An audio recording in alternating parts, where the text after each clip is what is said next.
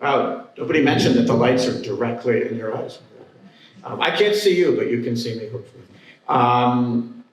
Thank you so much, Matthew, for inviting me and for giving me the chance to be part of this really great day. I don't know about you, but my brain is almost entirely full. It's very close. Hopefully, though, there's a little bit of a corner left for one more addition to this really great conversation, and it really has been incredibly meaningful for me. I will admit, this is a shameful thing to admit, but Lillian would demand our honesty that I really knew very little, if anything, about Lillian Smith until Matthew got this job. He and I have been connected online for a couple of years through public scholarly conversations and work of various kinds, and this is our first chance to meet in person, which has been great. But so when he got this job is when I started to learn more about Smith. I knew Strange Fruit, I'm not sure I had read it, I knew of it, but otherwise it's just been the last year or so. So I continue to learn a ton, and today's a great example of that. And that's part of the reason why I wanted, in thinking about what I could add to this conversation, to certainly frame it a little bit differently in terms of how I wanted to make the case for Lillian Smith, which I think is what everybody here in one way or another has been doing, right? And not just making the case, but even more than that, I think highlighting her as a model for us all, as Emily just put it really well toward the end of her talk, for us all to, in various ways, be inspired by and seek to emulate today as always, but maybe today in particular ways. And that certainly is how I wanted to think about her too, as a model, but again, in a slightly different way, through the context in particular of that most recent book of mine that Matthew mentioned, We the People, the 500-year battle over who is America. And I wanted to use the frame for that battle, for these two different definitions of America that I highlight in this project and trace across a bunch of different historical case studies, as a way to argue both for kind of the America in which Smith lived, and certainly in a lot of ways in which we live, but in some particular ways, the late 19th and early 20th century nation that she was born into and worked in, and then for what she modeled as an alternative to that. And so just to say a little bit more about those couple of terms, those couple of ways that I think about this competing battle, this battle between two different definitions, kind of fundamental, long-standing, continuing definitions of American identity, which is then how I'm going to make the case for both Lillian's world and her work, respectively. So the two terms that I focus on in this project are exclusion and inclusion, as two different, again, kind of fundamental and coexisting, but also very much competing definitions of America, definitions of who we are, of this national community, and as the subtitle suggests, of who is essentially American, who is a part of that community. And as it says up there, by exclusion, I think about a definition of America that is fundamentally not just about who is part of that community, but about defining various communities, various thems, as not part of that we, at least not essentially part of it, not centrally part of whatever that we is that's being defined. And again, I trace that exclusionary definition across many, many different time periods and centuries, but as I'm going to argue in a second, I think it becomes even more nationally pronounced in many different ways in the late 19th and early 20th centuries, in ways that I want to tie very much to the South in a particular way that I'll try to get to. So that's exclusion. And then the other side of that spectrum, the competing vision, is one that I would call inclusive. And that's a definition that at its core starts with the simple but very, very important, and not at all simple really, idea that all communities, all cultures, everyone who is here is a part of this definition in a fundamental way, is included centrally in what we mean by America and American in this vision of this community. And so that's the starting point for trying to think about an inclusive definition of this nation, of this community, of this identity. And as I'm going to say in a few minutes, I think Smith models incredibly potently and inspiringly an inclusive vision of identity through her work and through her life, as we've heard so much about in all the different presentations and the documentary. And that's even more essential, as I'll try to briefly say, because of the link for me between Southern exclusionary narratives and national exclusionary narratives. So in my title here, the dream there, just to be clear, obviously Smith is writing about killers of the dream in a negative sense, but to me that's a positive process. What I think Smith does really potently is try to kill a couple of interconnected, mythic, propagandistic American dreams or American narratives, exclusionary ones, white supremacy on a national level, and the lost cause narrative, the Southern white supremacist narrative, which I want to argue briefly are entirely interconnected. And this is something I've really been thinking about more just in preparing for this talk. So all of this is addition to this project. Again, I didn't know Smith at all, or not nearly well enough to include her in this book. I wish I had. We had said earlier maybe there should be like a second edition epilogue if I get so lucky. And if so, Smith would very much be part of that as I've learned more about her for the reasons I'll try briefly to talk about here. So again, exclusion is a foundational American vision. It goes as far back as you can look, certainly to any post-contact moment. And I don't want to pretend for a second that it's new in the aftermath of the Civil War and the 100 years or so between the end of the Civil War and the mid-20th century. But I would make the case, and I'm going to do it very briefly, but then these are some of the particular things I might point to at greater length if I were to do that. I do want to make the case that it was particularly potent on the national level, that kind of exclusionary vision in the aftermath of the Civil War, in the late 19th into the early 20th century. Again, there have been many particular histories and moments that embody exclusion from throughout the centuries of American existence. But I think the exclusionary definition, this definition of an America that is fundamentally about who is not part of it, as well, again, as whoever is defined as part of it, which is white supremacist at its core, I think that becomes particularly nationally prominent and successful in the late 19th century and then continuing very much into the early 20th. And again, there would be lots of ways to make the case for that. These are just a few of them, including certainly the development of immigration laws in the United States. The first such laws of any kind developed in the late 19th century, beginning with the Chinese Exclusion Act of 1882, and then developing into a whole series of aftermath laws that gradually extend that principle of exclusion up through the 1920s, Quota Acts, which are the first genuinely nationally comprehensive immigration laws of any kind, and which seek to replicate that idea of exclusion just for more and more excluded communities. And to do so, as I'll highlight with a quote in a few minutes, by arguing for a white supremacist vision of who is America in order to make the case for excluding all of those communities. So the development of immigration law across all these decades is one prominent way that exclusion becomes so nationally powerful as a kind of a central narrative shaping the late 19th and early 20th centuries. There also are other details that I highlight there, and that again, I would be worth thinking about at greater length in these couple of minutes, that I think also represent late 19th and early 20th century kind of national histories, national trends that embody the increasing power, the increasing potency of this exclusionary vision as ways of thinking about America, ways of thinking about the United States. So again, I could say a lot more about that, but basically the argument there, the brief argument there, is that while there are various histories and policies, for sure, throughout our history that represent an exclusionary definition, a white supremacist definition, I think the late 19th and early 20th century, the national conversation, the national,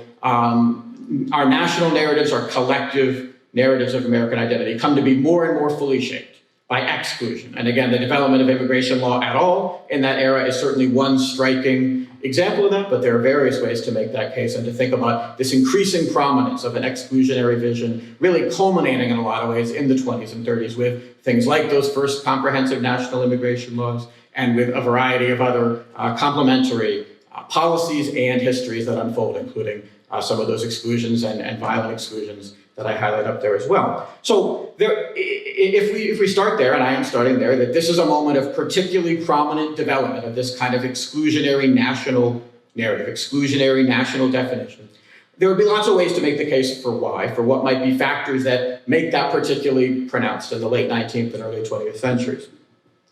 But I want to link it, and it's really through thinking about Smith that I've really started to think about this more, although I've thought about this as its own trend for a while. I want to link it to the national rise of the lost cause narrative in the late 19th and early 20th century. I think too much of the time still, and I grew up in Charlottesville, so I'm intimately familiar with these conversations over the last couple of years, even more than before. Too much of the time we still think of this as a Southern narrative or a Southern trend. The lost cause narrative, the neo-Confederate narrative that begins almost immediately, of course, after the end of the Civil War and has dominated for the 150 years since. But I think it's a national trend. And this is kind of foreshadowing, I think, what should be a really interesting book next year. The historian Heather Cox Richardson, her new book is called How the South Won the Civil War. I would agree in some pretty definite ways. There was a quote in the documentary, I think, about the same idea. They had lost the war, but wanted to win everything else. I think that is a very overt way of describing what happened, not just in the South, but throughout the nation in the late 19th into the 20th century. And the national prominence of this lost cause narrative, of this particular white supremacist vision, of things like the Civil War and slavery, but also of the present and future in America, are really clear examples of that. And these are a couple of quotes that really drive that home. I think one of the more important voices in tracing that is Albion Tourget, the really, really interesting writer, activist, judge figure of the late 19th century. A Union veteran who goes south during Reconstruction, works as a lawyer and judge during that era, writes a couple of really interesting novels about that period, but also goes on, for example, to be the lawyer who argues Homer Plessy's case before the Supreme Court, as well as a committed anti-lynching activist and colleague and friend of Ida B. Wells throughout those efforts. Really interesting guy. And he also thinks a lot about American literature and culture as places where these kinds of narratives develop. And so as early as 1888, and that's actually not even that early, but it's earlier than a lot of folks are recognizing this trend, Tourget highlights this increasing narrative of, again, a lost cause white supremacist, kind of pro-Southern white supremacy narrative throughout the nation. And he does it in this piece in 1888 called The South as a Field for Fiction in Forum magazine, where he writes, for example, specifically that our literature has become not only Southern in type, but distinctly Confederate in sympathy. And I think that's, again, earlier than a lot of voices anyway, diagnosis of this nationalizing of that lost cause narrative, a nationalizing of that Confederate, neo-Confederate, proto-Confederate narrative after the Civil War. But we can see that happen even much earlier. And I would argue around the end of Reconstruction is a really key moment that you can look, and I'll highlight a couple other texts and figures in a second. And The Nation magazine in 1877 is a great, troubling, frustrating, but telling example of that. They write this editorial not long after the end of federal Reconstruction, with all the complicated ways in which it ends after the election of Rutherford B. Hayes, or the installation of Rutherford B. Hayes as president. And The Nation, again, a progressive magazine in 1877, ostensibly as it is to this day, writes in this editorial about that end of Reconstruction that, as you see there, one of the things that will happen, and they're not complaining about this, they're in fact advocating for it in the editorial, that the Negro will disappear from the field of national politics. So signaling, again, even as early as 76, 77, this very definite national move. And as I'll say a little bit more in a second, I want to be clear, this isn't just about a narrative that I think we all have some familiarity with, which is the idea of reunion after the Civil War, of North and South coming together in various ways by forgetting certain things, by literally and figuratively sort of reuniting in romantic stories and otherwise. This is much more than that. This is about, again, a national embrace of a Confederate narrative, a lost cause narrative. That is much more than just reunion to move toward the future. That is a national embrace of particular, again, exclusionary white supremacist visions of the past. In ways that directly inform that present and future. And I think that's both what Tourget is diagnosing and what The Nation's editorial is an example of. And there are a lot of voices and figures and texts that contribute to that, and that can be used to try to trace that development. So in the late 19th century, these are a few of the ones that I would highlight. I think James D. Lynch is a particularly telling example, a kind of forgotten figure, but one who really helps us trace the nationalization of that lost cause narrative. He works as a lawyer in Mississippi during Reconstruction, very much a white supremacist lawyer in Mississippi. But then as early as the 1870s, is writing these lost cause poems in particular that become national hits. The more overt one is the Robert E. Lee Heroes of the South one, a very early example of the deification of Robert E. Lee, which is, again, to me, not just about reunion, it's about an embrace of that Confederate history and that lost cause narrative. But Redpath, the 1877 poem, is even more telling in terms of its plot. Redpath is the story of a fictional Northern Senate aide. He works for a Northern senator, an abolitionist, a radical Republican senator, who after the Civil War, this character, James Redpath, travels to the South to investigate the Ku Klux Klan as part of the Klan hearings that Congress is holding. But in so doing, he eventually is entirely converted to the Klan's perspective. He comes to realize that the Klan is right entirely in terms of what they're doing and what's happening in the South, and becomes an advocate for the Klan in that 1870s moment. And so this epic poem celebrating that transformation is really a very literal kind of modeling of that nationalization of the lost cause narrative, of this turning that particular white supremacist exclusionary vision of the South into a model for the nation's transformation as well. And I think it's really important to note that Lynch's last main literary role that I know of is for the 1893 World's Columbian Exposition in Chicago. He is selected to write the opening poem for that exposition. So by 1893, he's become just a national enough figure that he's selected for that kind of key role at that hugely important sort of national celebration that is the Columbian Exposition. And so he's an example of a figure who really both kind of models and and helps us understand this nationalization of a lost cause narrative. So were some of the others that I'll note here. Roger Pryor, the invitation of him to give that address. Declaration Day, as I'm sure you know, was started in a lot of ways, I would argue, and others like David Blight have argued, started as a remembrance of Southern African Americans, ex-slaves, freed slaves, celebrating Union soldiers on Decoration Day in the first years after the Civil War. But the transformation of Decoration Day itself is another example of this nationalization of the lost cause narrative. Gradually, it becomes instead a celebration of all war veterans, and then perhaps even especially in some ways of Confederate veterans. And the invitation of Roger Pryor to give that address in 1876 at the Brooklyn Decoration Day event is a great example of that. He's a Confederate veteran who is very openly a proponent of this lost cause narrative in the years after the war. And inviting him to give that address really signals, again, a kind of New York, and I would argue national shift in that direction, as Pryor's kind of working career overall do. And then you can see that trend play out in, for example, these two novels by not at all Southern voices, Henry Adams and Henry James. Both those books are complicated and worth their own attention. But if you know Democracy and or the Bostonians, the male protagonists of them, the male heroes, complicated as they are both Confederate veterans who sort of have come north to Washington in Adams's book, to Boston in James's book, have come north and in complicated but important ways eventually convince, particularly the female protagonists, of their perspective. These are not just romances of reunion. These are Confederate veterans who don't really change their perspective, I would argue, but instead convince their romantic heroine and convince the kind of novel's audience, at least ideally in the novel's own arcs, of their Confederate perspectives, their post-war Confederate perspectives. And so I think those are examples of tracing this trend on a national level as it becomes more nationalized in the late 19th century. And then that all just gets built on in the early 20th century. And these are texts that I'm sure are mostly familiar, so I don't have to talk about them at length. But in a whole variety of different areas, different arenas, different ways of tracing the nationalization and the true national popularity and prominence of this lost cause narrative, this white supremacist exclusionary narrative of, again, not just the Civil War, but of the whole arc of the 19th century, from slavery to Civil War to Reconstruction to the end of the century and beyond.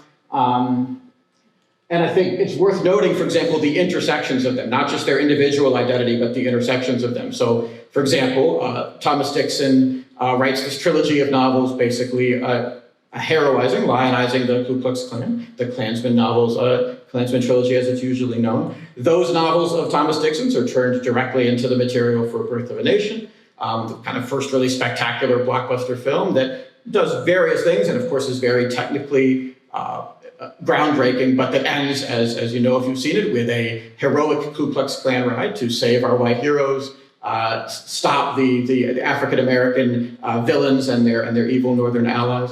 And so again, building on Dixon's novels, but taking it even into more of this blockbuster territory of this first real blockbuster film, visualizing and imagining that lost cause white supremacist narrative on the big screen. And then Margaret Mitchell, who of course goes on to write Gone with the Wind, after the success of Gone with the Wind, she writes to Dixon, who had complimented Gone with the Wind in the press, and expresses her excitement that he had done so and says that she was practically raised on his novels.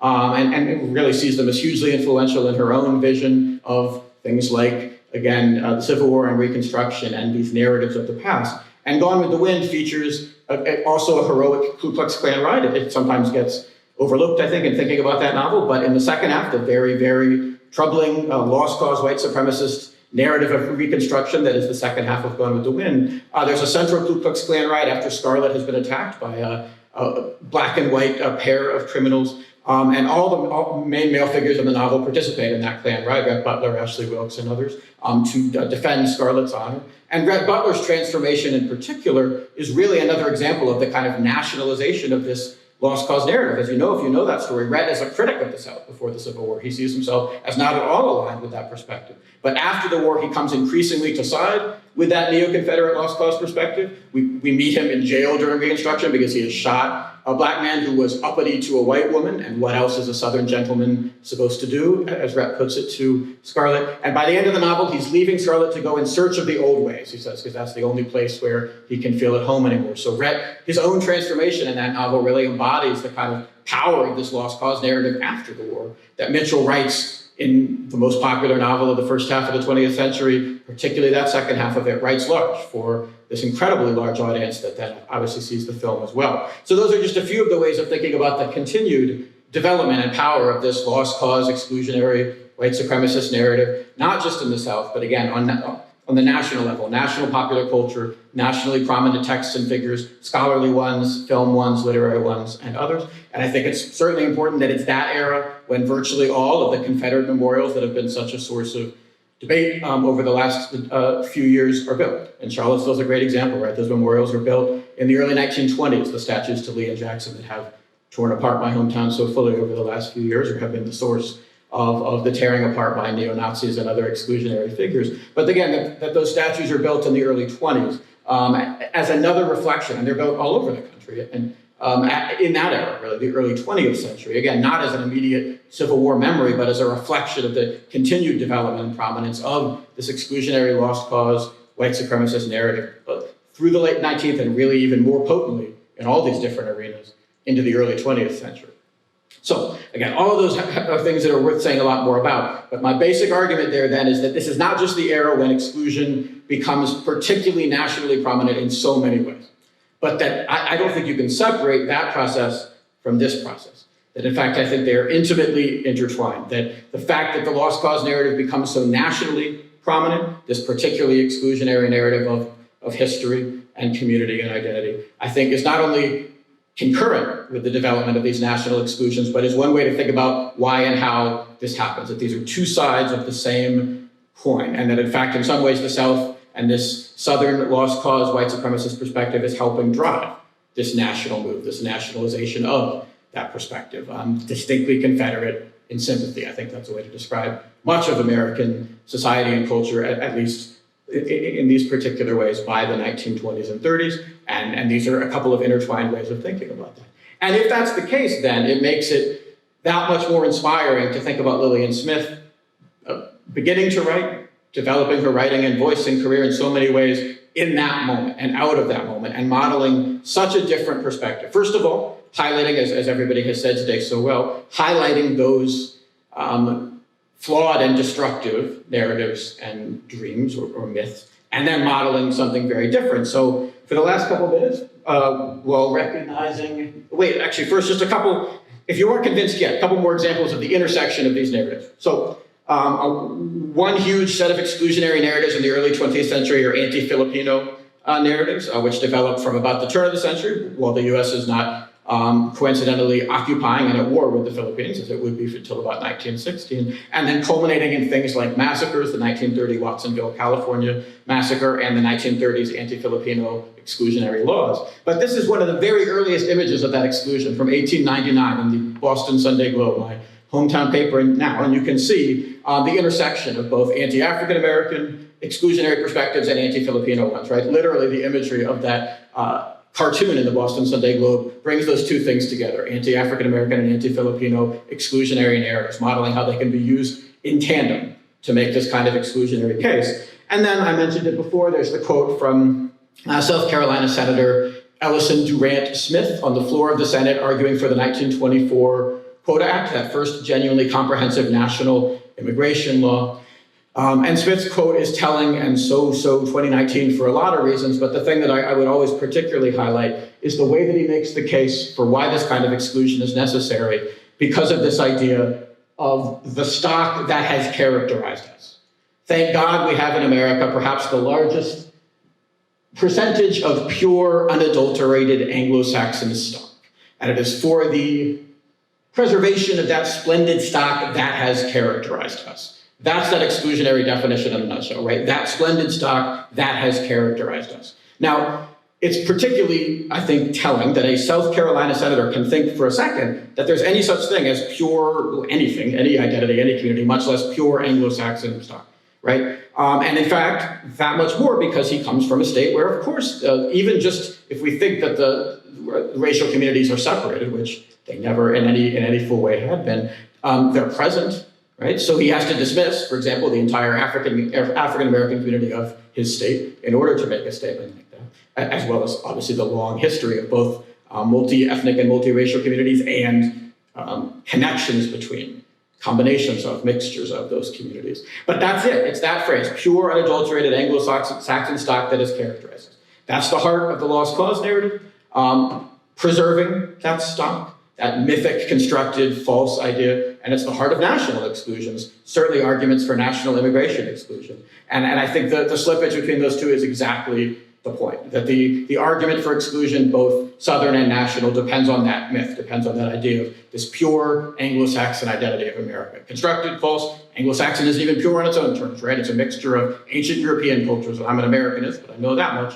But here in the United States, at least, there is no such thing, right? There is no such purity, and yet it's the case. It's the case that somebody like Smith makes for white supremacy in the South. He's an avowed Southern white supremacist, but also for national exclusion and white supremacy. So again, then, sorry, I forgot the slides were there. Then we get to Smith. And just to highlight a couple examples of how she highlights both the exclusionary side and the inclusive alternative. And again, I'm very new to Smith, so I'm continuing to learn a lot about how she discusses all these and many other questions in her work. And so I looked in particular for these quotes, just for focus, at the really, really interesting 1961 forward to the 1961 edition of Killers of the Dream, which is re-released, it seems, in 1961 with this new forward, where she kind of looks back at her own writing of it, at her own goals, but also thinks about these questions very potently. So I don't know them well enough not to look at them too. And so again, if you think about these ways in which she's describing both her own work and her subject.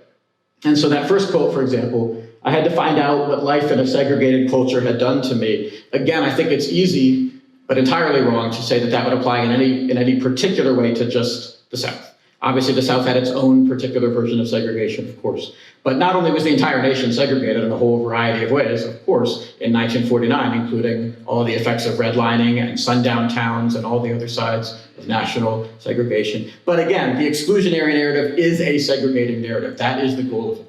Creating at least hierarchies, if not overt exclusion and expulsion of other communities. So that was life in America in the early 20th century, life in a segregated nation. And Smith is examining that in her own life and psyche, in her communities and beyond.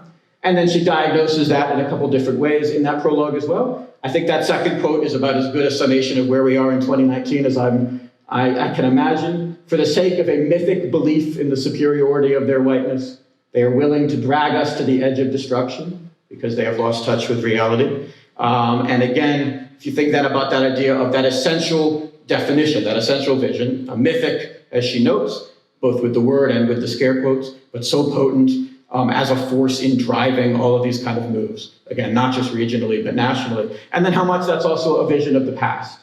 I'm afraid that we may not break our bondage to past errors in time, and then most importantly of those, sleepwalkers wandering around in search of a past that never existed. Again, this is a myth, it's a construct, this lost cause, neo-Confederate, white supremacist exclusionary narrative, and one that the entire nation is in the thrall of, certainly by the early 20th century, I would argue, in a variety of ways. So she's diagnosing on a number of those levels that moment and that predominant exclusionary perspective. But then finally, she is, again, also modeling the alternative in a variety of ways as well, including how she thinks about kind of where America is. In 1961, I think that forward is a really impressive examination of the early civil rights movement, among other things. And she describes those young activists in the early 60s as not fighting people, but fighting a past that bars them from a life of freedom and responsibility. And again, recognizing how much this is a battle with that narrative, those narratives of the past and of the present through them, that are really at the heart of what is being fought, not just present battles, not just for the future, but battling with those narratives to argue for something different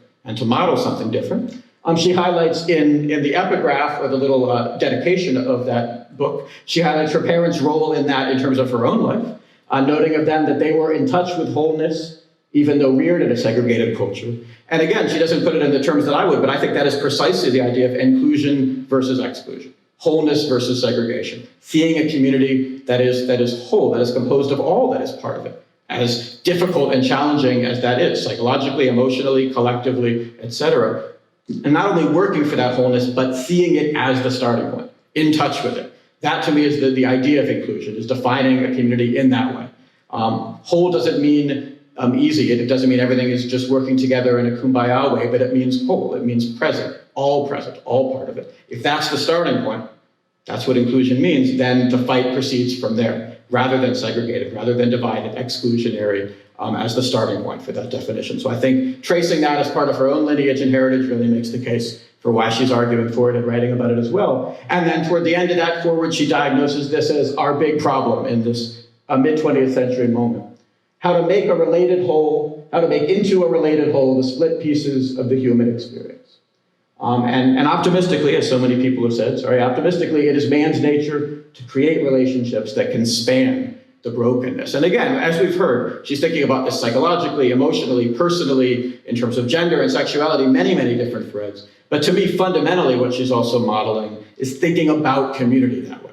And it's not just the Southern community, it's a national community. It's a national community that is broken by exclusion and white supremacy in so many ways, historically to be sure, but perhaps even more potently in the late 19th and the early 20th century. Fundamentally broken apart, but also just broken by that exclusionary narrative, those exclusionary narratives, and making the case instead, as she does so powerfully throughout her work, for an inclusive alternative, an argument for wholeness, from wholeness, for thinking about what is shared, what is unifying, despite all the challenges and difficulties that that brings with it. I think that, among other things, is what makes Smith so inspiring to me and so much a figure and voice that I have been so excited to learn about over this last bit of time, to hear so much more about today, and to think about how we can all try to be inspired by that still very, very necessary perspective for inclusion in these increasingly exclusionary early 21st century times.